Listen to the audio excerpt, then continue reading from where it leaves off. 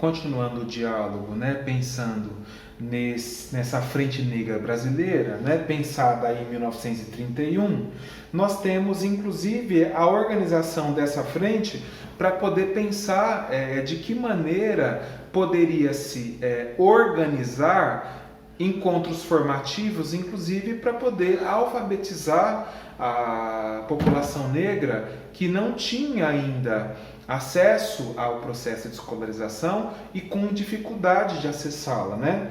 E aí essa integração era uma das metas principais desse movimento, pensando inclusive a poder ensinar inglês, né? E outros tipos de possibilidades para admissão em outros níveis de escolarização que não fossem só os iniciais, né? E aí essa Frente Negra, ela foi registrada como um partido político em 1936 aqui no Brasil. Com o advento desse Estado Novo, né, o presidente Getúlio Vargas, à época, ele fechou todos os partidos políticos, inclusive aquele que foi criado pela população negra, né? Então perceba que essa luta, quando ela inicia e ela começa a engrenar, a gente já tem aí um dificultador. O que nós não podemos esquecer, né, é que no nosso período histórico, e não devemos exaltá-la, né? Esse processo, inclusive, foi bastante doloroso para toda a população, mas também para a população negra. E a gente tem o golpe de 64, e esse golpe de 64, o Brasil passa a ver uma ditadura militar, né? E dentro dessa ditadura militar,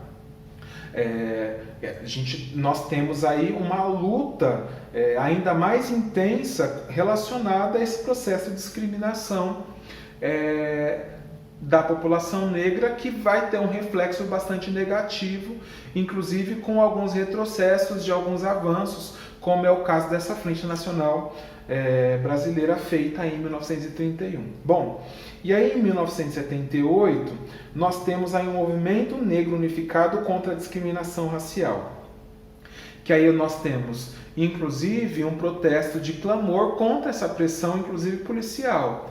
O que aconteceu? Naquela época, em 1978, houve um assassinato violento de um jovem negro com a justificativa que ele tinha roubado uma fruta na feira livre aqui na cidade de São Paulo.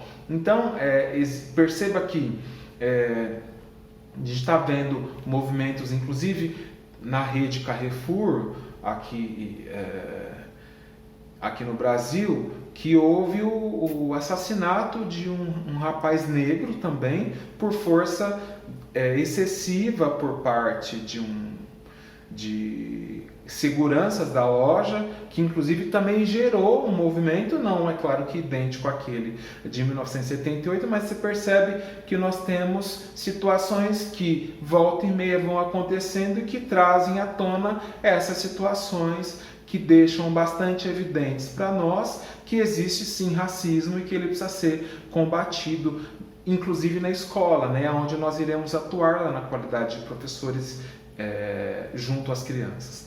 Porque na medida em que se desconstrói essa estrutura do racismo, nós temos a possibilidade de ampliar esse debate e desconstruir essa estrutura racista, né? Bom, com o fim da ditadura se permitiu inclusive o amadurecimento político, né? E aí nós temos um movimento bastante interessante, que inclusive vai construir a Constituição de 88, chamada de Constituição Cidadã, que vai, inclusive hoje a nossa Constituição vai considerar o racismo como crime, né? Como crime.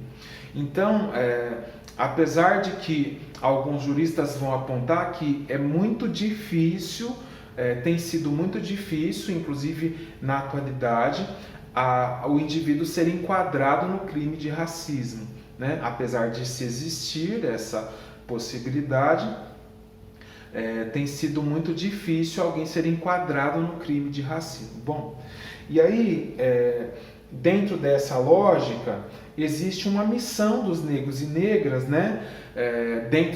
A partir da década de 90, de acessar, inclusive, os cursos de pós-graduação no ensino superior aqui no Brasil, inclusive estrito sensu, mestrado, doutorado, para poder inclusive dar visibilidade, criar uma maior quantidade de intelectuais que possam debater essa questão também no campo intelectual, né? Bom, e aí o texto também da apostila vai falar da Conferência Mundial de Durban. Então, essa conferência, que foi feita em 2001 na África do Sul, foi uma conferência pensada pela ONU para poder combater o racismo, né?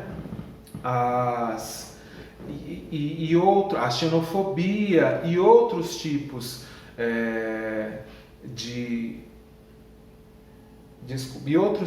de invisibilidade dessa população.